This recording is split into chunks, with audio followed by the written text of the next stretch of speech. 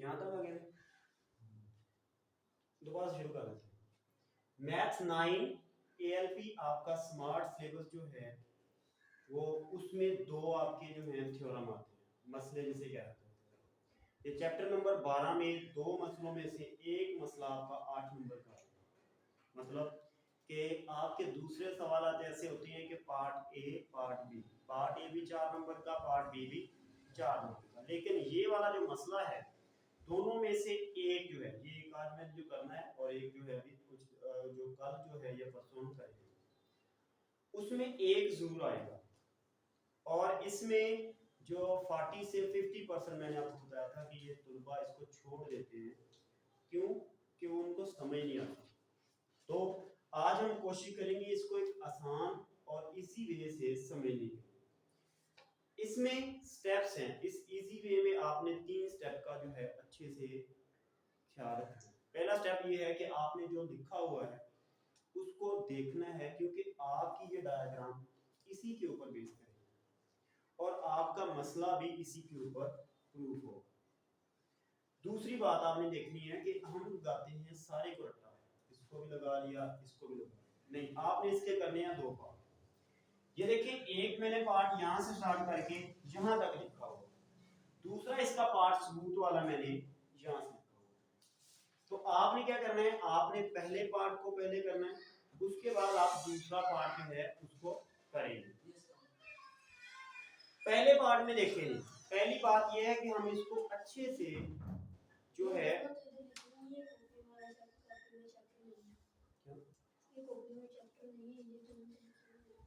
अच्छा देखिए यही याद कर लो, फिर ये तो कल वो चीजें।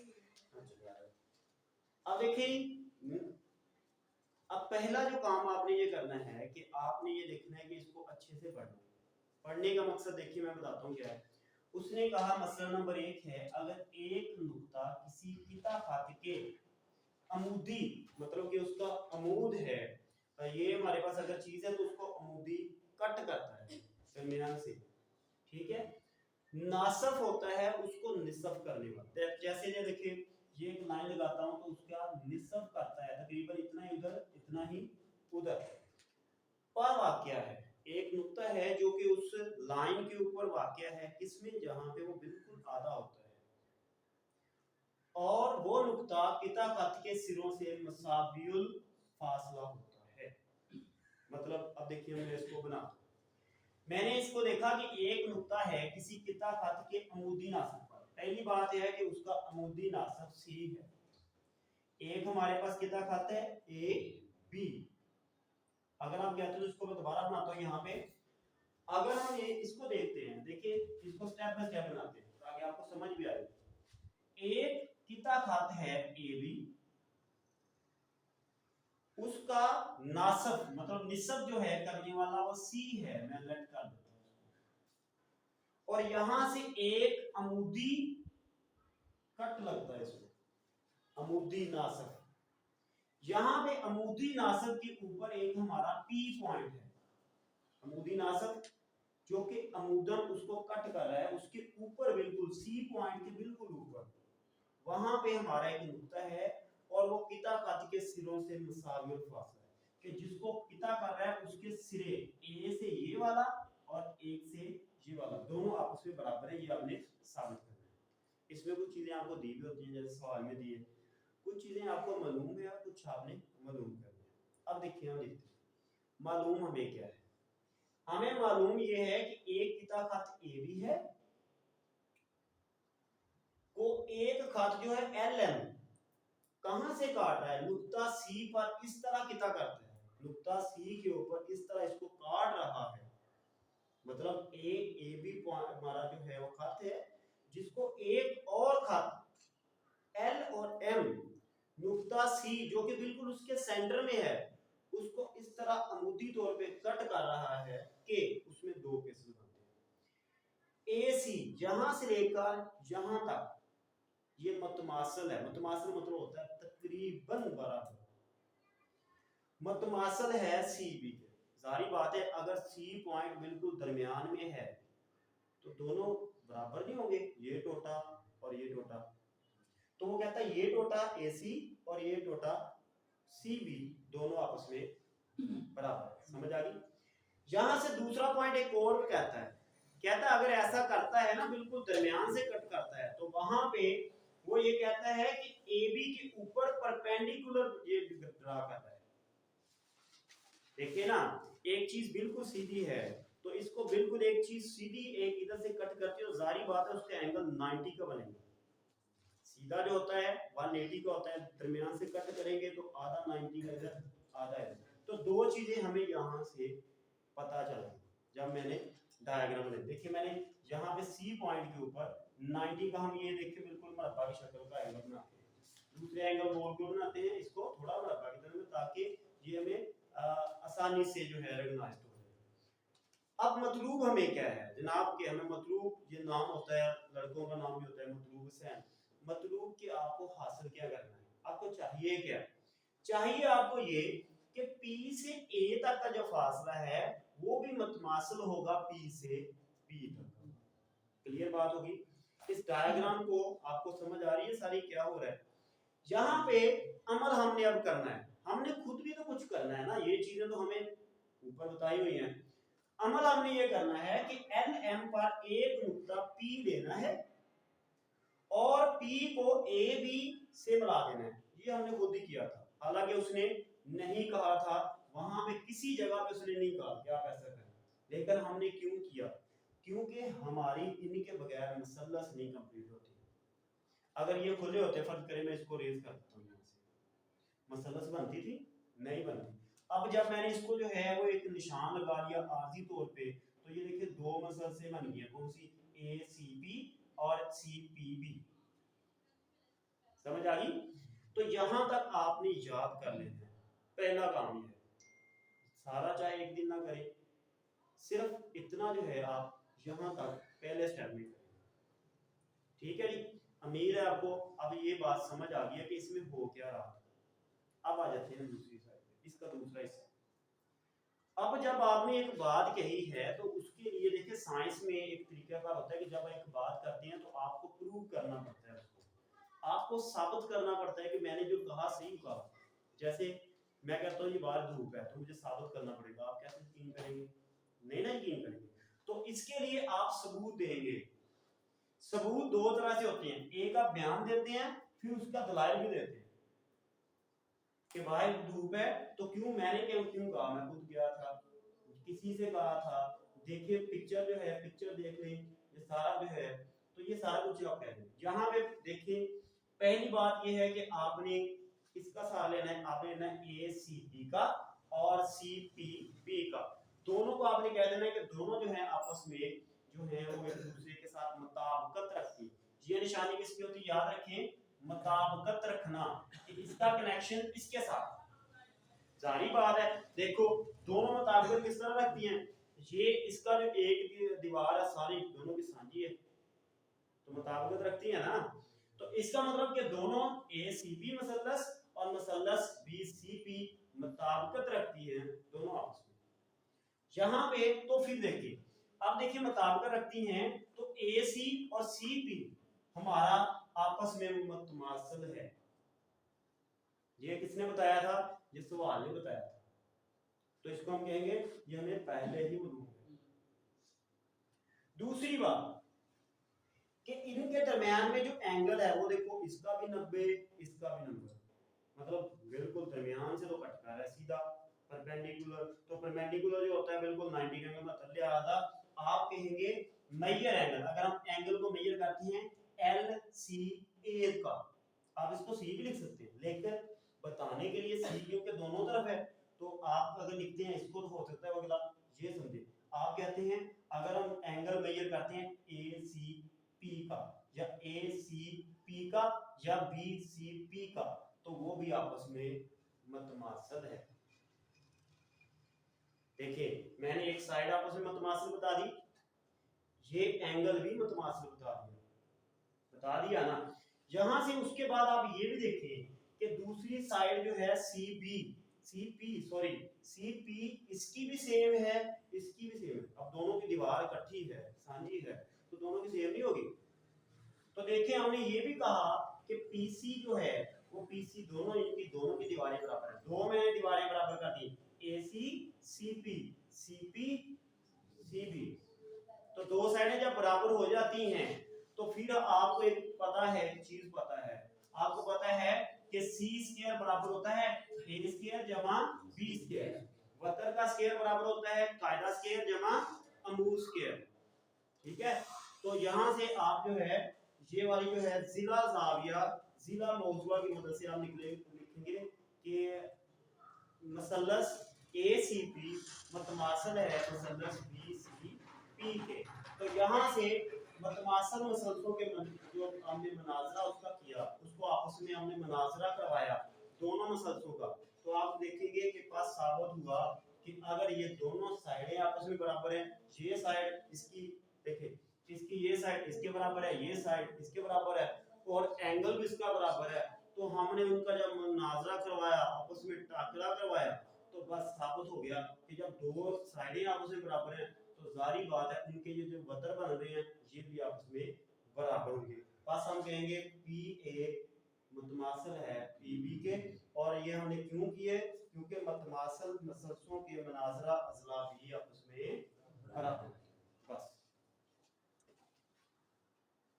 मैथ 9 एएलपी जो थ्योरम है हमारे स्मार्ट सिलेबस का जो थ्योरम है वो दूसरा थ्योरम हमारे पास है 12.1.4, इसको हम मसला नंबर 4 भी कहते हैं। ये आपके पास जो 12वां चैप्टर है यहाँ से आपके एक मसला आता है 8 नंबर का। आपको याद होगा कि आपके जब पेपर आते हैं तो उसमें एक सवाल आता है, उसके दो जुज होते हैं, पहला जुज और दूसरा जुज, और दोनों मिला के 4 और 4 8 नंबर का होता है। लेकिन ये जो मसला होता है खासियत है कि ये अकेला ही 8 नंबर का होता है और इसमें आप 8 के 8 नंबर भी ले सकते हैं। अगर आप सवाल अटेम्प्ट करेंगे तो उसमें हो सकता है कि कहीं पे आप गलती हो जाए आपसे, लेकिन ये मसले देखिए आपको सिर्फ 2 मसले हैं तो इसको अच्छे से आपने याद कर लेना है ताकि इसमें कोई गलती ना हो। अब हम इसमें ये होता है कि हमारे जो 40 to 50% बच्चे हैं वो इसको अटेम्प्ट ही नहीं करते, मतलब इसको छेड़ते नहीं। मतलब क्यों नहीं छेड़ते, इसलिए कि उनको ये समझ नहीं आती कि हमने इसको याद कैसे करना है। मैंने आपको कल भी बताया था कि आपने इसके कर देने हैं 2 टोटे, यहाँ से लेकर यहाँ तक आपने चाहे एक दिन में कर ले चाहे एक टाइम में कर ले, यहाँ तक आपने अलग इसको याद करना है और यहाँ सबूत वाला जो हिस्सा है आपने दूसरे अटेम्प्ट में कर लिया, तो फिर आपको ये आसानी से हो जाएगा। लेकिन अब देखिए इसमें 2 हिस्सों को करने के लिए आपको पहला काम करना होता है कि सवाल को समझना। इसमें भी मसले नंबर 4 की जो स्टेटमेंट है उसको समझना जो है सबसे इंपॉर्टेंट काम होता है। यहाँ पे मैं इसको कर देता हूँ थोड़ा रेस ताकि आपको साथ साथ में बताता जाऊँ कि आपने इसको किस तरह से जो है वो इसकी डायग्राम में। उसने कहा किसी जाविये के नासिब, जाविया सबसे पहले हम बनाएंगे जाविया। जाविया इस तरह होता है कि एक हमारा बाजू ये होता है और एक हमारी जो शुआ होती है या बाजू होता है वो ये होता है, ये दोनों के दरमियान में एक जाविया होता है, ऐसे ही बनता है ना। तो ये हमारा एक जाविया है। उसके नासफ, नासफ मतलब कि उसका निसफ जो होता है, इसको हम बिल्कुल दरमियान से अगर कट करेंगे तो ये इसका निसफ नहीं होगा, बोले ऐसी है ना। तो कहता है कि अगर इसके नासफ पर एक नुक्ता उसके बाजुओं से मुसावी और फासला होता है कि हम उसके ऊपर एक नुक्ता लगाते हैं जो कि पी नुक्ता है, पॉइंट, और आपने ये साबित क्या करना है कि उसके जो बाजू हैं, ये वाले बाजू जो हैं उसके वो क्या होता है, मुसावियुल फासला होता है। ये एक डायग्राम है जो कि आपने इस स्टेटमेंट की मदद से गौर से पढ़ने के बाद में कैसे किसी जाविया के नासिब पर एक नुक्ता उसके बाजुओं के मुसावियुल फासला होता है। मतलब अब आपको यहां से कुछ चीजें समझ में आ रही होंगी। हमने ए ओ बी, ए इसको लिख लें, जो ओरिजिन जो है अक्सर ओ से होता है तो हम लिखते हैं ए ओ बी हमारा एक जाविया है, मतलब angle A O B, angle का मतलब होता है जाविया। जाविया AOB के नासब, अब इसके नासब पर एक लाइन OM मैंने इसको नाम दिया OM, OM के ऊपर एक नुक्ता P है। ये क्या है, ये मुझे मालूम है। किसने बताया, इस स्टेटमेंट ने बताया। बात समझ आई। अब यहाँ पे मतलूब, उस स्टेटमेंट की एक मतलूब भी है, वो कहता है कि उसके बाजुओं से मसावी और फासला होना चाहिए P, नुक्ता P OA और OB से मसावी और फासला है, मतलब कि आपका ये वाला और ये वाला एक जैसा होना चाहिए। जारी बात है, अगर देखिए एक एंगल है, उसके दरमियान से चीज आ रही है, तो अगर उसके ऊपर कोई पॉइंट है तो दोनों तरफ एक जैसा नहीं होगा उनका फासला। तो यही वो कहता है साबित करें। जहां पे हम इसको ऐसे भी कह सकते हैं कि अगर ये P पॉइंट है तो इसके ऊपर हम डालते हैं Q और ये डाल देते हैं, इसको लिख देते हैं R। तो आपने याद रखना है कि इसको बिल्कुल एक अमूदन फेंकना है, मतलब आपने बिल्कुल परपेंडिकुलर डालना है, ये टेढ़ा नहीं होता। जब भी आप किसी चीज के ऊपर अमूद डालते हैं तो अमूद का मतलब ये होता है कि उसके ऊपर बिल्कुल 90 का एंगल बनाए।